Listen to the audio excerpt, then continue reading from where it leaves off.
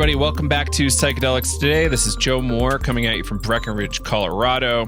Today on the show, Kyle interviews our friend, Laura Mae Northrup. Kyle and I both got to meet Laura and spent a bunch of time with her at Horizons years ago, and was really, really thankful. This is coming at a time when I was very upset about everything going on in the space 4 years ago. Carefully considering leaving just because it was too much chaos and I didn't see any real hope. But you know what I've noticed is that people really are stepping in and being leaders and healers here. And while we might not see it too publicly, it is happening, and people are working on maturing themselves, their communities, and the field as a whole. And sometimes really scary stuff needed to happen in order to force those changes. So overall, I feel like things are moving in the right direction. And this book that Laura Mae Northrup is here to discuss with us today is called Radical Healership: How to Build a Values-Driven Healing Practice in a Profit-Driven World. And I can't wait to dig in. I think I did buy the audiobook the other day. So we'll report back after Kyle and I have a chance to dig through the material. And yeah, just really thankful for Laura Mae Northrup to come on the show to talk about it. So I think that's it for now. Yeah, enjoy the show, and we'll see you on the other side. Hello, everybody. Welcome back to Psychedelics Today. This is your host, Kyle Buller, and really excited to be here with Laura Mae Northrup. You may recognize Laura's name. She was a previous guest on the show and also participated in the Psychedelics in Shadow series that we released, I think it's almost 2 years at this point. So Laura Mae Northrup is a practicing psychotherapist and educator in Oakland, California, and she's the creator and host of the podcast Inside Eyes, a series that explores the use of entheogens and psychedelics to heal sexual trauma. Her work focuses on defining sexual violence through a spiritual and politicized lens, mentoring healing practitioners in creating a meaningful path and supporting the spiritual integrity of our collective humanity. You can find more information about Laura and her various projects at lauramaenorthrup.com. Laura, welcome to the show. Hi, Kyle. Thank you so much for having me. I'm excited to be back. Yeah, really excited to have you here. And you just released a new book called Radical Healership: How to Build a Values-Driven Healing Practice in a Profit-Driven World. Yes, I did. Yeah. And I'm excited to talk to you all about it. As I've described to you previously, the book doesn't have a really specific psychedelics focus, but there's two things about it. One is that I feel like it's actually a really beneficial book for a lot of people who are entering the field of psychedelic medicine and becoming practitioners. And also, I don't know if I've mentioned this to you, Kyle, I took a lot of psychedelics to write the book. So it's very psychedelic informed. Nice. What was that process like for you? The writing of the book, or all the psychedelics I took to write it? Yeah. Well, the whole thing, taking a bunch of psychedelics and writing the book. Yeah. So, writing a book is like a whole journey in itself. But what I'll say about my relationship to psychedelic medicine and writing the book is that, I think a lot of what psychedelics and entheogens do when we bring an intention to them is they really help us get into a lot of clarity and truth. And when you're writing a book, it's like you really want to write what you mean to write. Like you can't go back. You can't go back like 6 months after it's published and be like, oh, I really meant something different there. So I worked really hard at getting very, very clear about what I wanted to say in every chapter. And sometimes I would get stuck and be sort of just searching for the deeper truth and what I needed to say. And so that is how I used psychedelics to do it. And what that actually looks like is sitting down and sometimes like pulling out a pen and paper and writing down what's coming through, but also sometimes, because I couldn't necessarily write in that state, using a recorder and just talking out what the chapter would be, or almost kind of like writing it as I was going. Yeah, I also, I had many, even without a substance, many experiences where I would dream and then wake up and be like, I got to find a recorder and write, just kind of be like, here's the chapter, and start writing it as soon as I woke up, which is sort of my best time of the day. Yeah. Oh, that's awesome. So yeah, I guess let's dig into the book a little bit. Why did you write this book, and what's it about? Yeah. So I wrote the book because I think it's really important for our sort of collective survival as a species, for us to understand healing as very, very essential to us continuing on. I mean, in a lot of ways, I say, I don't think we're going to survive our own coping mechanisms as a species if we don't do our healing work collectively, individually. And we need a lot of really skilled healing practitioners to do that. We actually need people who can help us. When we talk about like, oh, the world's so violent or everyone's so traumatized, like we all need a lot of support. And I just see so many healing practitioners really struggling to get on the path, like wanting to do it and then not doing it for many reasons, or being on the path and actually really struggling to sustain themselves and burning out quite a bit.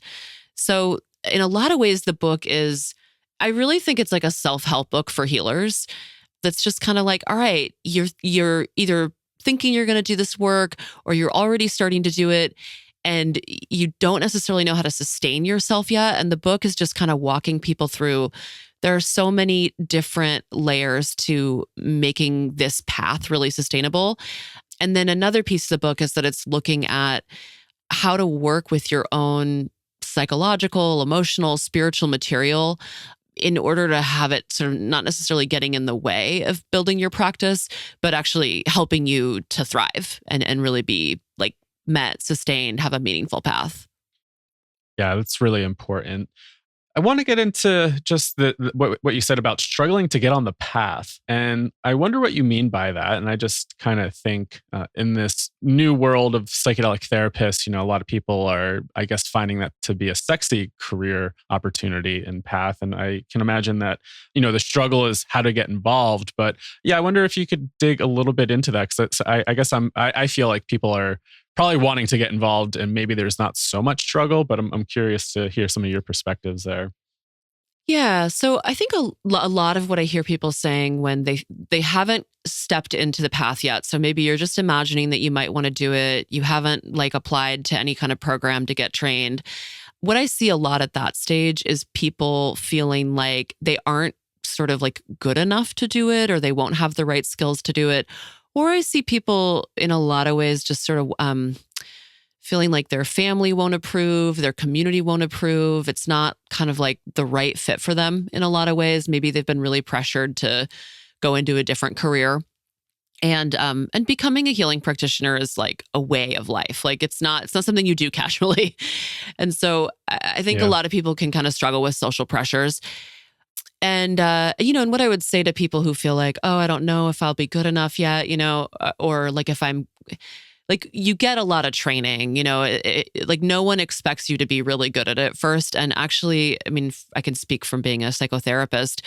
It's pretty hard to be a psychotherapist and you're usually not very good at first because it's a pretty highly skilled craft.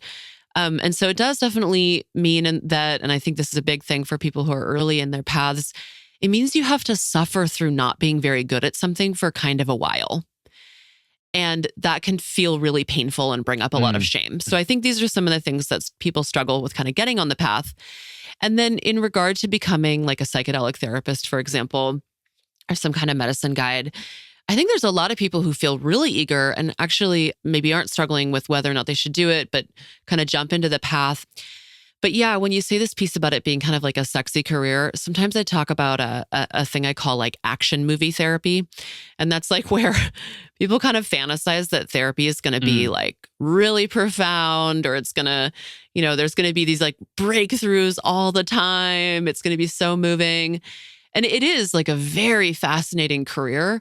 But there's a lot of sessions where you're listening to somebody cycle through something that they can't necessarily like come out the other side of yet. And you can feel a full range of emotions. It can be exciting, meaningful, powerful. It can also be boring sometimes.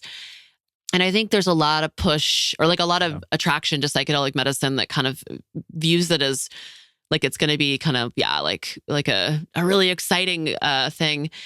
And then I also think there's a lot of power in it, like when we go around and say like, oh, you can heal your trauma with psychedelics, that provides an opportunity for somebody to feel really powerful as a healing practitioner. And I get into this in the book. I have a chapter called The Shadow Why. And that's because I talk a bit about why you want to do this work from the lens of really looking at like all the altruistic reasons why you want to become a healing practitioner. Like you want to support people to heal, you want to make a difference in the world. But then there's all these other reasons that we want to do the work that are really personally motivated that, it's not necessarily bad. It's more just that we need to be in conscious contact with that, because if we're not, we can end up using our clients in ways that are really inappropriate. And so this would be like, maybe there's a desire to be recognized or there's a desire to be revered. But then we get into dynamics with the people who we work with where we're kind of using them to build our own self-esteems. And obviously that's not healing. That is actually harming. And in really extreme cases, it's abusive. Yeah. There's so much to unpack there. And I think we've been seeing a lot of this kind of unfold within the past, few months, particularly. I mean, it's been going on for a while, but a lot of these kind of like shadow aspects have definitely been emerging. And you did a really great talk at Horizons kind of about this as well. I don't know if you wanted to talk a little bit about that, and then we can kind of jump back into the book. I think there's probably some good overlap there. Yeah. So I gave a talk at Horizons this past year, 2021, that's about people who are basically sexually abusing their clients in psychedelic medicine. And, one of the main points of that talk that I give, and truly one of the main points of the book too, I mean, there's just a seamless overlap in this, is it's really important that we're doing our own healing work. And I say this because, it's really easy to like look around and say, oh, well, that person's just a really bad person and that's why they did that thing. And I would never do that. And certainly there are some people who take harm to an extreme level and they commit acts of violence that are like, I don't think that I will probably ever do some of the things that are coming out in the media right now about sexual abuse with people sexually abusing their clients. However, there's many little ways that we can get into dynamics where it's not as severe as something, that I would call abuse, but I would call it misuse. And there's a lot of little ways to commit ethics violations. And so I say that just to name that we all really have to do our own healing work in order to not harm the people who we work with. And even if you never consciously think like, oh, I want to, it's not like most people who harm their clients aren't consciously thinking, oh, I really want to do this. They're thinking I'm helping this person and I'm also unconsciously getting my needs met in this other way. So this is just a really critical thing for all healing practitioners, but especially if you're interested in becoming, or you already are practicing in psychedelic therapy, psychedelics only increase the level of power. And a lot of times what happens when people are practicing is that, you've got these really long sessions. One person is high during the session. There can be a lot of ways that the boundaries of the session can feel almost friend-like or can just feel really relaxed. But actually, because one person is inebriated, there is a much, much higher level of power that the practitioner has over the person who is journeying. And that actually requires really intact boundaries. That actually requires a lot of attention to the power dynamic. And this is just not talked about very much. A lot of people really aren't thinking about the power aspect. And when we don't think about power, well, we have it. We usually don't do good things with it. Yeah, you're completely right there. And I wonder, like, how many training programs are really addressing this issue? And, it's funny, like, I don't know, when we talk about it in our course, like, I think because the nature of the psychedelic experience is very boundary dissolving, people feel okay, as you said, like, oh, it feels like maybe really friendly in the room, right? Really like maybe that friendship does kind of come up in some spaces and people want to maybe loosen those boundaries. But how important it is to really keep that intact. I always come back to something like Stan Grof said in, I think it was LSD psychotherapy, like the role of the sitter, the guide, the therapist is really to be the anchor, right? for that person's experience. And what happens when you're both in kind of like that medicine space together. I definitely know that there's some practitioners that like to take medicine with their clients, but also just that like subtle medicine space, right? Like if you are really in tune and you can pick up on that, like there is that kind of atmosphere that gets produced by just being with somebody in that. And to be very, very grounded and have those boundaries is really important. Yeah, absolutely. And to your question, kind of how many training programs are addressing this. I mean, I feel sad to say this, but like, I don't think very many. I think a lot of programs really lightly touch on it, or I know that when I was in my training for ketamine, there was just kind of a like, oh yeah, and obviously don't touch the client in like a weird way kind of thing. But I really think there needs to be way more in-depth conversation about it. And I've done some teaching on this and, kind of walk people through experientials and ask them questions that are very uncomfortable and hard to answer. Like, and for anyone listening who's, going to do this work or is doing it, I mean, questions like, what in your life do you haven't done any healing work around, or you haven't done enough? And is it possible that you might actually bring some of that to your clients unconsciously? And by unconscious, I mean, you truly wouldn't actually know you were doing it until it happened. And kind of like, what do you need to do? Like, if you have ever been made to feel, for example, very powerless or very ashamed, and you know that you still have a lot of personal issue with feeling powerless and ashamed, then you probably are going to want to work on that. Because if you don't, the likelihood that you are going to somehow make your clients or the person you're sitting for or journeying, who's journeying with you, feel some level of your shame and powerlessness is high. It's really important that we do that work so that we don't make people feel the stuff that we're not, working on. Yeah. So that's a pretty, I guess, cliche saying, do the work. And I wonder if you could dig into that a little bit more. What does that mean? And how can healers and just regular people start to do their own work? And I know sometimes that can be projected in really weird ways too. It's like, oh, you need to do more of your own work, right? And yeah, I wonder if you could dig into this a little bit more, because it is a really interesting avenue to explore. Yeah, totally. And I hear you that it ends up sounding like, okay, go do your own work, and people are like, cool, I did a few sessions of therapy, I'm done. Yeah. I think doing your own work really means that you are committing to a lifetime of healing. And I say that like, there's plenty of people who are not healing practitioners, and they might just go in to do, 3 months of work just because they, want to get over a particular issue in their life. And they're not necessarily going in to like get to the depths of themselves in a really, really, really intense way and do really deep spiritual work. And that's fine. Like, we all get to decide how much, healing we want to do. But when you decide that you're going to be a healing practitioner, you are really committing to doing a lot of personal work. And when I say that, I mean like you're staying in therapy or whatever your, modality you're healing in, far past just the place of like, okay, I want to be able to like function in my daily life. Because what you're doing, especially if you're working in a psychological or spiritual realm, is that you're using your own being as your instrument. And so, just like somebody who is a surgeon, maybe, is using a surgical knife, you would want that person to be cleaning that surgical knife and replacing it when it's dull and, really tending to the surgical knife. This isn't the same as just trying to cut up like a tomato for dinner. And it's like, okay, well, it's okay if the knife gets like a little dull over the years. This is like you want to make sure your instrument is like well cared for, and that is you. It's your being.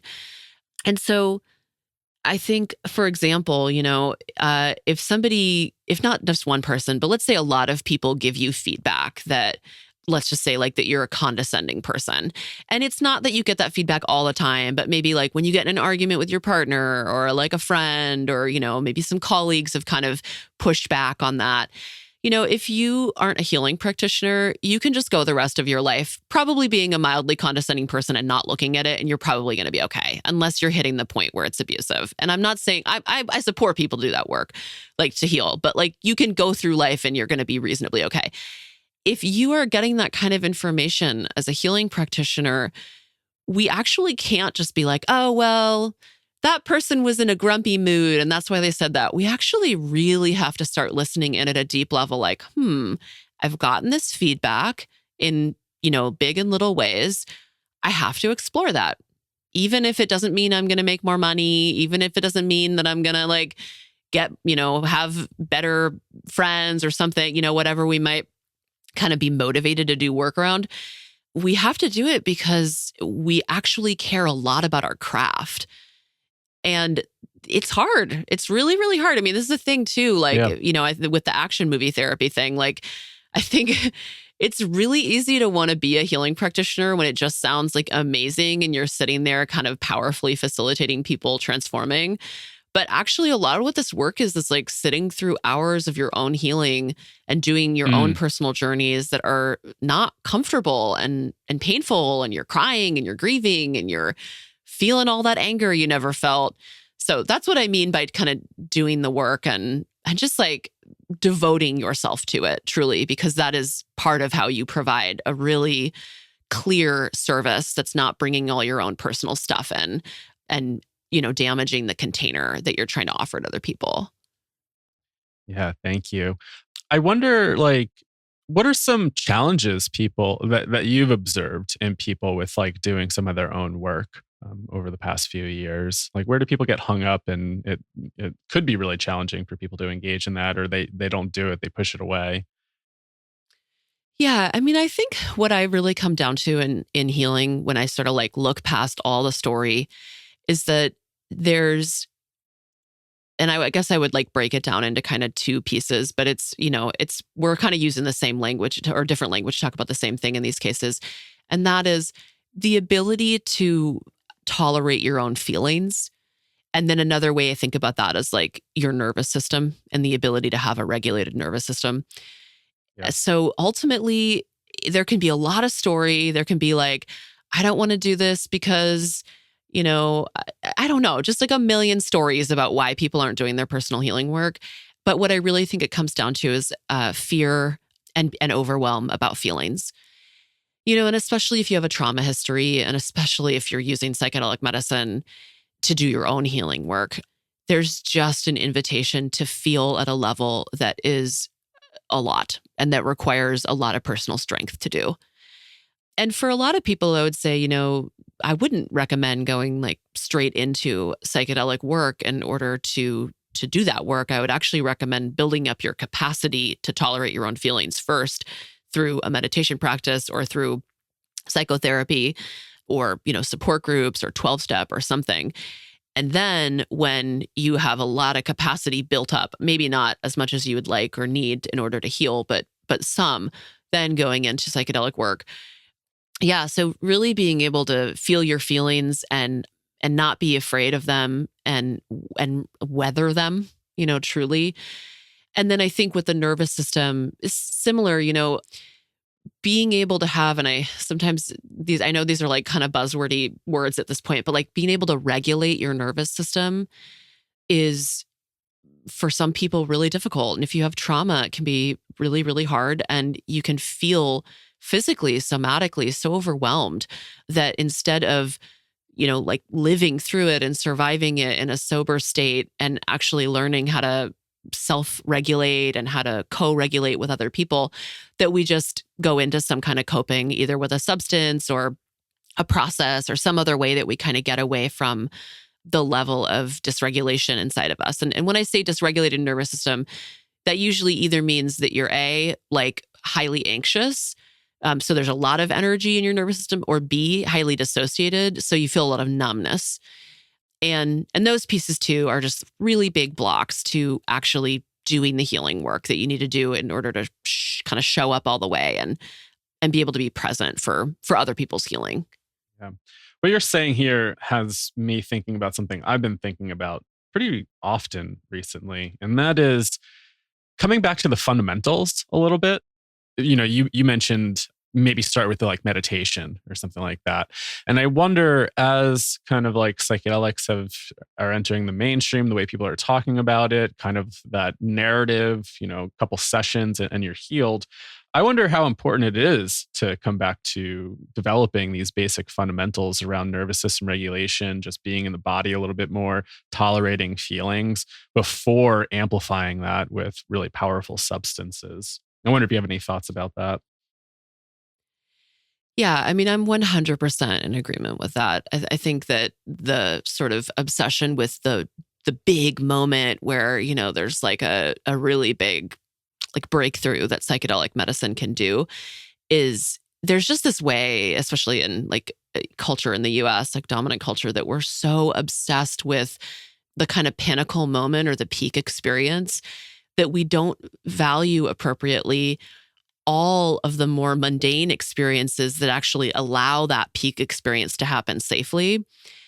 And so absolutely, like the people I see doing the most profound healing work for themselves, like getting a lot out of psychedelic medicine, they did a lot of prep. And we talk a lot about integration, I think, in the community, but we don't talk as much about preparation. And I actually think integration flows a lot more easily if you've done a lot of preparation. I think so too. And I think about it like if you're talking about like an onion and you're peeling back the onion layers, if you haven't done any personal work, you're going into that first session of psychedelic medicine and you're just peeling off like that first layer. And I mean, I hope this metaphor works, but like, it's really hard to get the first onion peel layer off, right? Like after you get that first onion peel layer off or a couple of them off, it's actually a lot easier as you get closer in.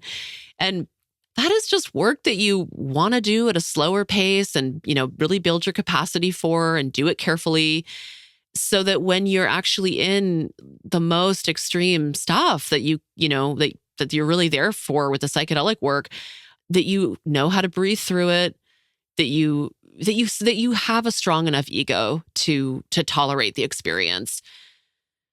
Yeah, I completely agree. And I've been coming back to this, just recently and thinking about like some of my earlier experiences. And I was thinking, wow, like I've really blew my nervous system out. And I don't think a lot of people talk about that as much. And I think that is kind of really important as this stuff starts to become a little bit more mainstream to have some of these conversations around, the potential risk there, because I think that narrative that they're always going to be magical and they're always going to heal can be somewhat dangerous at times. And especially for maybe new people entering the field as well. I guess like maybe not having as much experience or exposure to this and, obviously really wanting to come in to do healing work, but maybe not understanding some of these nuances that you get over time and experience.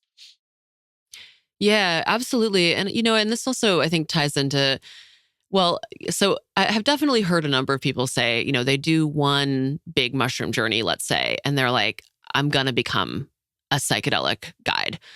And while I think that's awesome and I really support somebody to like pursue their path if they felt a call to it, I would also recommend doing a lot more psychedelic work before starting to guide people. And, because I'm also hearing a lot about people kind of being untrained and just kind of going in and doing it just because they've maybe had like a couple of psychedelic experiences. And the reason I say that is because of what you're talking about, Kyle, that, like a lot of things can go wrong.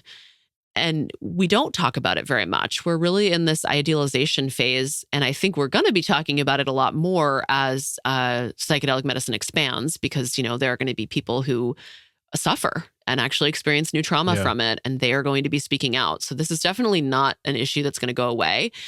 But gosh, I don't want them to have to suffer. Like I would love for us to be talking about it now. And certainly I think there's so many layers of bad things that can happen, either harm that's happening interpersonally with the people who are involved, or just, being totally blown out, overwhelmed. And then also, there's an experience some people can have where they have lasting symptoms of being in an altered state, aka psychosis. And that can also be really intense and destabilizing to someone's life. So this is a whole other piece with, sort of the training, as people are getting these really small trainings, or there's sort of this idea like that kind of, it's just like you go in and you do it and you just sit with somebody. But gosh, this is, if it's something so powerful that somebody could heal their PTSD, which is very hard to heal, that requires a lot of training and skill. And I really want to emphasize that. I'm not trying to say anyone shouldn't go into this path, but just really, it's important to hold it with a lot of humility. And to that, I would also say, there's also this way that it's like, oh, I want to go get a psychedelic training. And sometimes people ask me like, what training do you recommend? And I'm like, you know what I recommend? Getting a trauma training. Doesn't matter if the people in that training understand psychedelic medicine. Go get a trauma training, because that is more important, that you understand how trauma works, that like as a foundational step, than that you go off and find out like what ketamine does in the brain. Like you need to get that piece, then you go get your psychedelic training. I'm right there with you. Yeah. Again, for me, it's like been recently coming back to these fundamentals. Like, what do people really need to know before entering into this? And I think I did things like a little backwards, because I think I was blown open pretty early with like my near-death experience and some of those personal experiences I had earlier on. And for me, it was like good to have that like high level, but then it was like, oh, wow. Yeah, it would have been so much easier if I had some of those fundamentals down before really stepping into this. You shared a little bit about your process of stepping into this healing work in the book, and some of it was kind of cool. Like I actually didn't know too much about your story. And I wonder if you could share a little bit about like, what are some of the hurdles that you've been through? What has it been like to step into this healing path and become a psychedelic therapist? It sounds like you are working with ketamine in your practice. And what's that whole process been like? Yeah. So in the book, I do a lot of personal sharing, and it's a lot of like sharing what didn't work or like what was really hard for me. And I share it because there's a tone of the book that's like, I'm just right there with you, like just like alongside you in your process, you as the reader, and trying to show up with a lot of humility. Yeah, I love that part. It was really nice. Yeah. So I don't go super into my own personal trauma in the book, but I'm definitely a person who has a lot of trauma, and I had an inkling as a teenager that I wanted to become a therapist. And I had never even been to therapy. I just had this feeling like there was some way that therapy was that I thought I would be able to do. But, I also talk in the book about just like substance use issues, like all kinds of stuff that was going on for me that like, there was just I was too ashamed of myself. I wasn't out there being like, I want to become a therapist. I was like, I want to be able to function on a basic level and then, maybe something else. And then I write about just, like kind of going through a lot of my 20s, like doing a variety of different things and really not listening to that part of me that really wanted to be a therapist, because I just didn't feel a self-confidence that I could do it. And I share that with people just because I think a lot of people feel that way, and when you step into the role of being a healing practitioner, there's a certain way that societally people kind of think about it like, oh, you think you're so healthy that you can do this. And I want to just like kind of like take that apart, because no, like it's, what you're saying when you step into that role is like, I'm really committing myself to growth. And we do need to have a certain level of well-being in order to hold space for other people. That is very true. You can't be highly fragmented and like living in a trauma state all the time and also support people to heal. But, for people who have a lot of wounding, like that actually can sometimes be a really important part of being able to have compassion for the people you work with, being able to understand them. And you don't need to be like completely healed in order to be a healing practitioner. You need to be really committed to your work and making sure you're not harming anybody with your healing, because, hurt people. But so you've got to be able to contain your own wounding. But it's actually not like, just because you might have a lot of trauma doesn't mean that you shouldn't be stepping into this path. So that's part of what I share. And then in terms of my own process, again, like I do practice ketamine therapy. I don't call myself a psychedelic therapist. And I partly don't do that because of that thing that we were just talking about like prep and, all the work that goes in before psychedelic work. I really think about myself as a somatic therapist and a relational therapist. And I say that because there are so many other modalities that I'm using in order to support somebody before they're doing their ketamine work that I would just never call myself just a ketamine therapist or just a psychedelic therapist. And I also think that somatic work is very psychedelic. It actually includes, being able to enter into sort of an altered state or a certain type of state where you are accessing your body in ways that you might not do on the daily. So my path kind of led to like, all right, I'm going to believe in myself.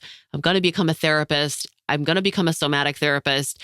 And then, through a variety of trainings and whatnot, like kind of really coming into myself in that realm.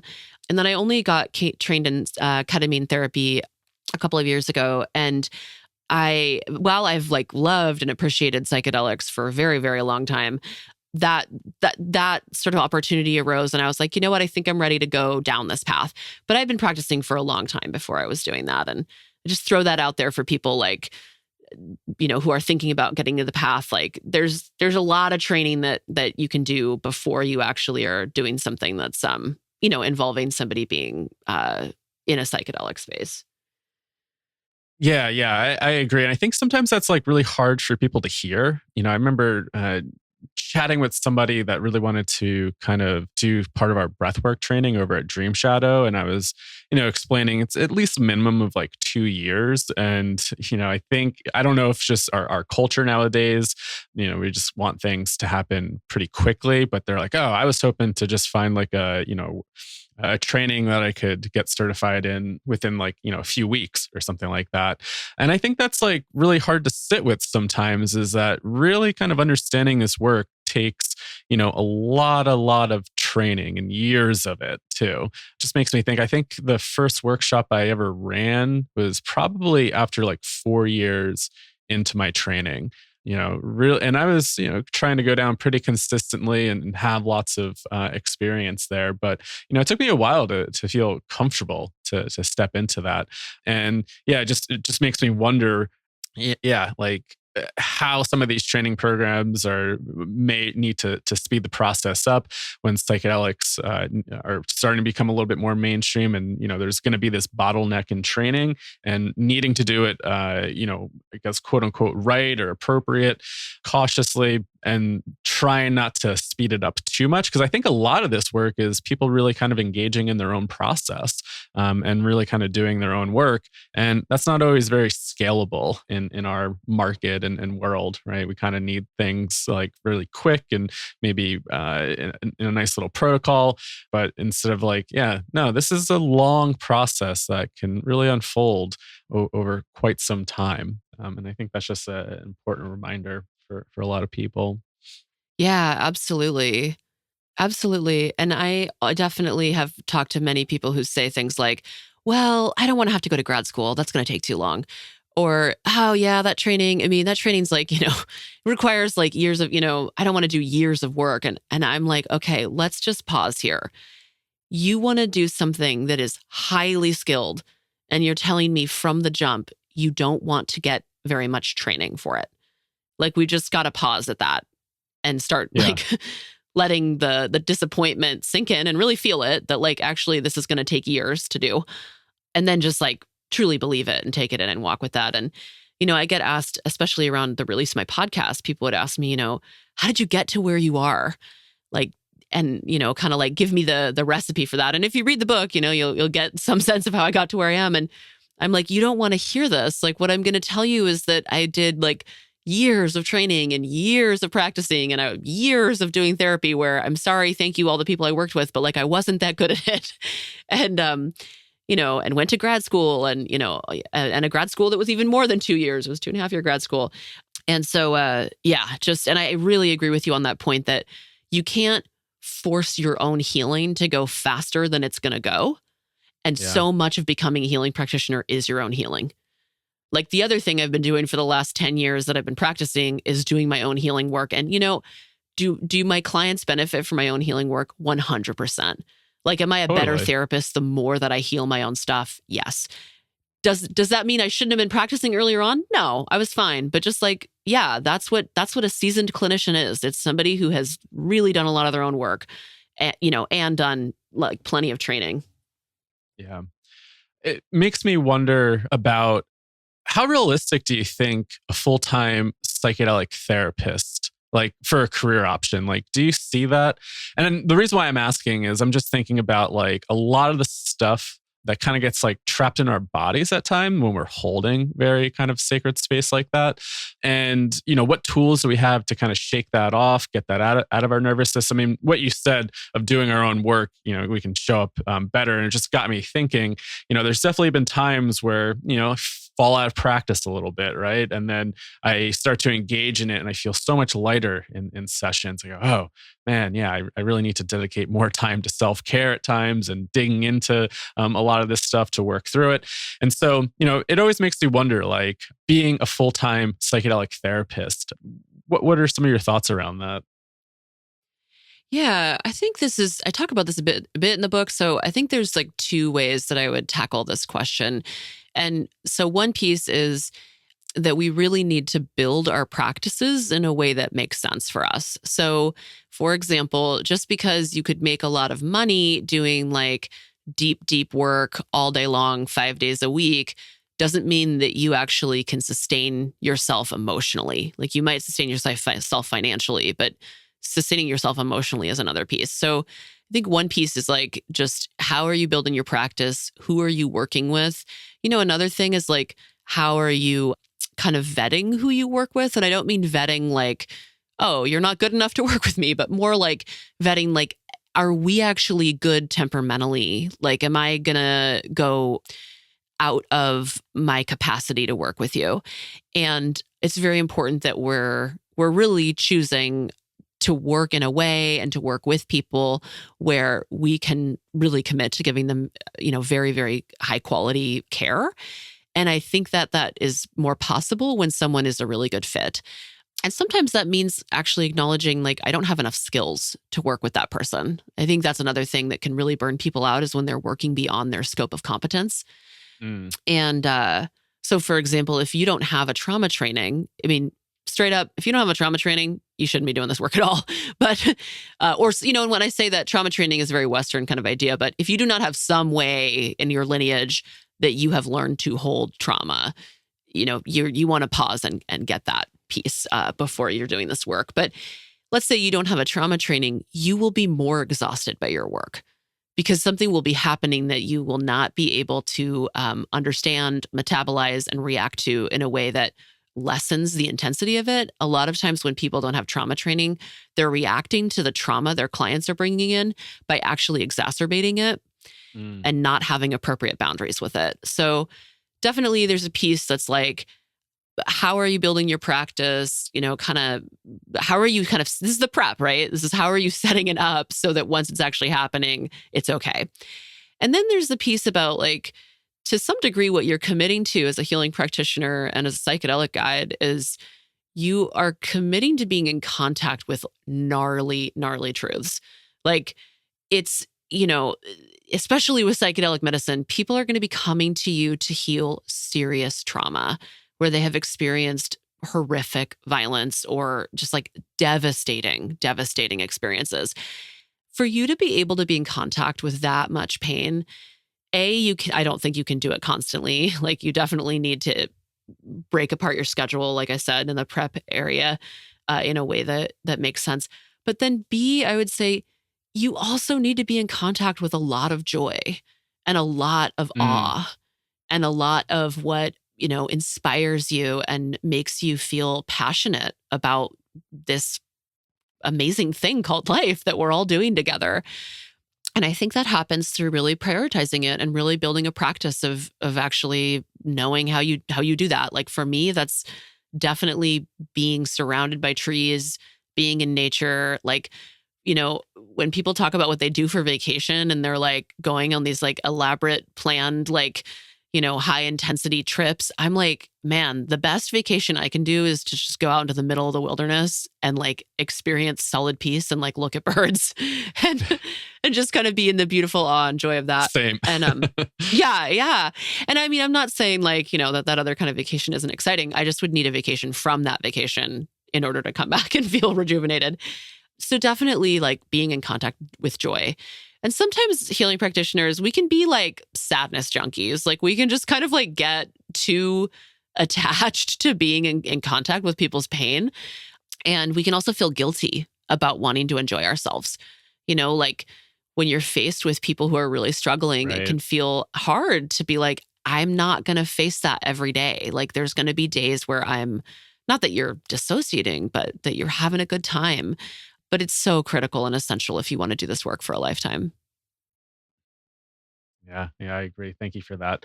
There's one question I don't think we touched on, and that's really kind of about money. And kind of have it right in there, how to have a healing practice in a profit-driven world. I think this is something a lot of healers struggle with, and especially I feel like maybe more so in the psychedelic world, where there's just this kind of saying around like the medicine should be free. Why are we charging for these services? People get really upset.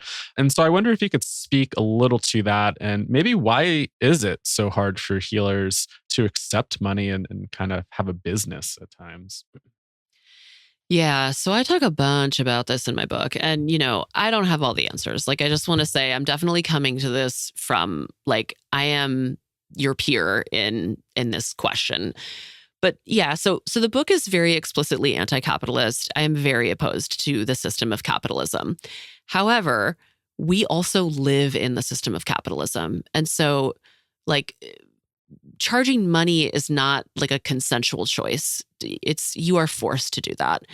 I also think, healers throughout time have always received some type of exchange. It's not like pre-capitalism healing practitioners were just like, hey, I just offer healing work all the time and like barely can eat. Well, all of you like, all you people in my community like have your needs met. Like you would be receiving an exchange or being supported by the community. So in this capitalist system that we're in, that is money. That's how we do that.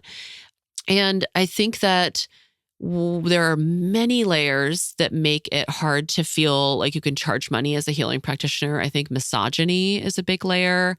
I think degrading healing is a big layer. I think that in a world that really thrives on us being unwell, there's a lot invested in degrading healing. I talk about in the final chapter of the book, or the second to last chapter, I talk about how healing practitioners throughout time have actually been murdered. And, and in the past, A healing practitioner might be like some form of priest or spiritual figure. And it's notable that in colonization, a lot of the communities, tribes, nations that are currently, and one of the ways that colonization happens is that colonizers destroy and murder people who are the spiritual leaders and holders of spiritual work in these communities that are being colonized. And I feel like I'm fumbling this, but basically what I'm saying is the reason that like European colonization needs to kill leaders that are spiritual is because those are the people who can actually help the people who are being colonized heal. Right. So they are not just coming in and being like, hey, we want to enslave you. They're also like, we have to take away your means of healing. And we do that by killing all of the people who can actually do it, who have the craft. And so that is a very degrading history around healing. It also, I think, leads into how we think about healing in a really depoliticized way in the US. Like, healing is about liberation, and that is about autonomy and self-agency. And that's actually something that helps us rise up against oppression and against being, controlled in a very violent system. But when we think about healing, like it's just taking a soft bubble bath and then going and making a bunch of money because you're such a powerhouse. Like it's appealing, it's what's all over social media. And it's really, that's not what my book is about, but it's very, sort of revered in this world. But I actually think that that's not the end point of healing, is like being a sort of like capitalist healer badass. It's actually about like being able to like look past that and see the capitalism itself as this huge issue. So yeah, I think it's, and I'll just also add, when I say all that, I think another direction people can go in is that they're so averse to capitalism that they're like, I'm going to disengage. I'm not going to make any money. And I think that's where we see stuff like, the medicine should be free. Like, yes, no one should have to, quote, pay for healing. And what I mean by that is like, no one should be living in capitalism. Like, that's what that is. And we still live in capitalism. And so, for you to have my time where I am helping you out with psychedelic medicine, I do actually need to be paid, or any type of healing work. Like, we do need to be paid. But there's kind of this fantasy healing practitioners can get into where they're like, I'm not going to charge anything, or I'm going to charge really little. And what I would say also in that is like, one individual person driving themselves into lifelong debt and not charging enough money is not actually changing the system. I think it's masochistic. I think a lot of healing practitioners do it. And, like, to all the healing practitioners listening right now that struggle with this, just like, I want to speak to you, and I want to say, I want you to be okay, because we fucking need you so that you can actually help people heal.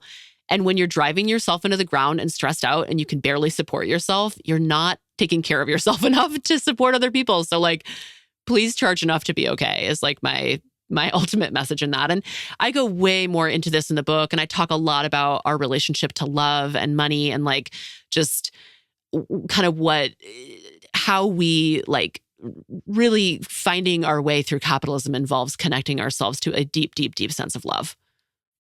Yeah. Oh, I love that. Thank you.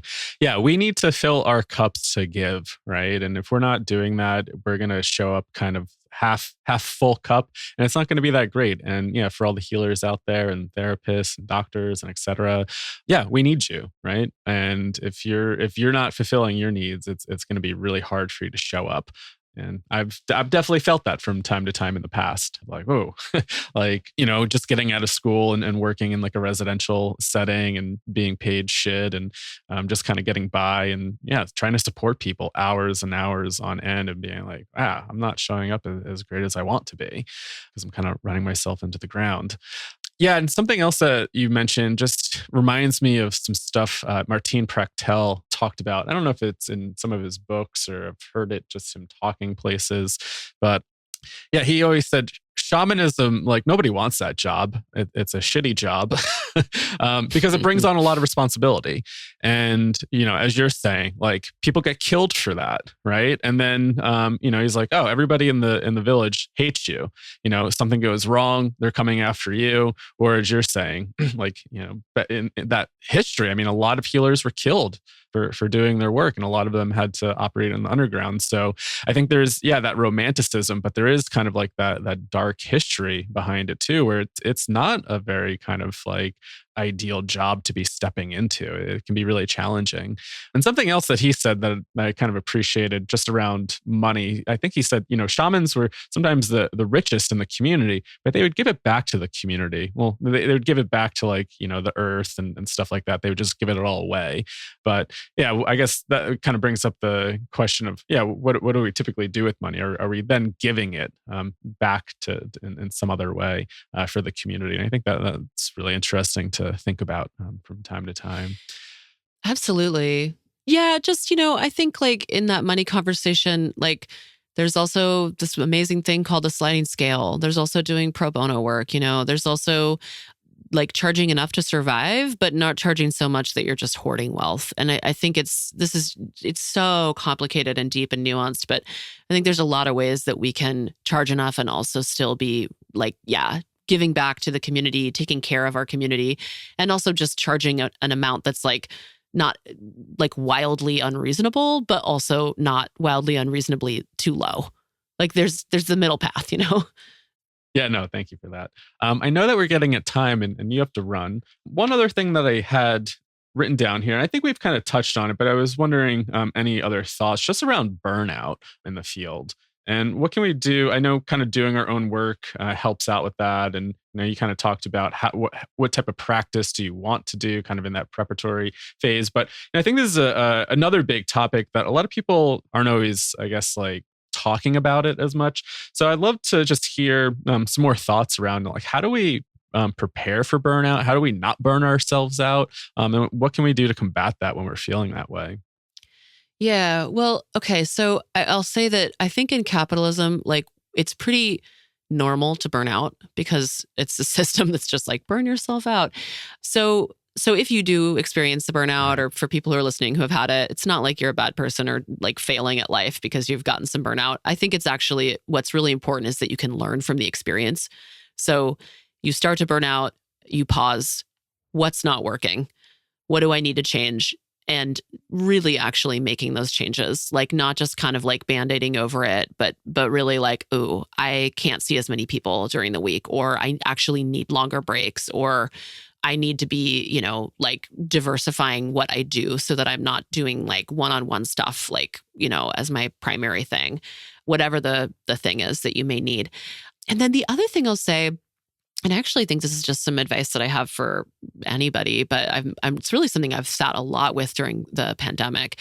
Being in community, really, really having amazing relationships with your colleagues. If you do not have good colleague relationships, working on developing them. I think personally, I feel having a spiritual practice is a really important part of not burning out. I think when we experience ourselves, when you're sitting in the room with someone and they're showing you or telling you about something that is just terrible, is horrible, and they're needing so much from you. When you think about yourself like that cup that, we've got to fill our own cups thing, when you think about like yourself like you're the cup, as opposed to like this earth, all of your colleagues, all of your community, all of what you have surrounding you helps you hold these horrible experiences and help people heal. That is a much more empowered and like well-resourced place to be doing the work from than just like, it's just me in here.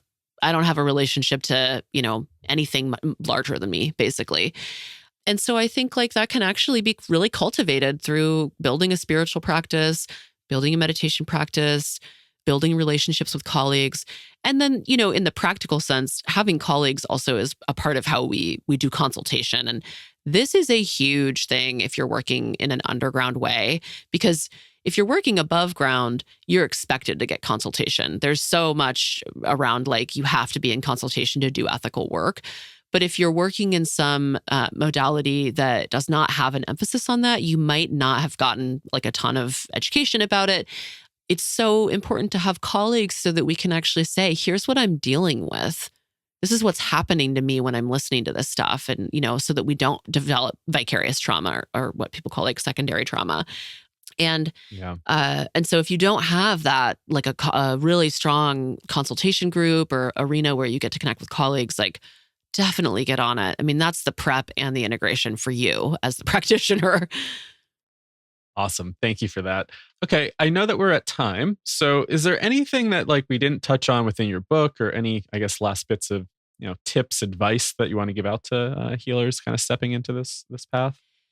The last thing I'll say is just, this book is a prayer. Like this book it's a prayer. It's like kind of a manifesto. Like I just really hope that people who read it can really step in a very deep way into their path and do it with so much integrity. And so mostly I'm just wanting to like wish everyone who is listening to this, who's going into this work or who already does it, like so much grace and luck and power in it.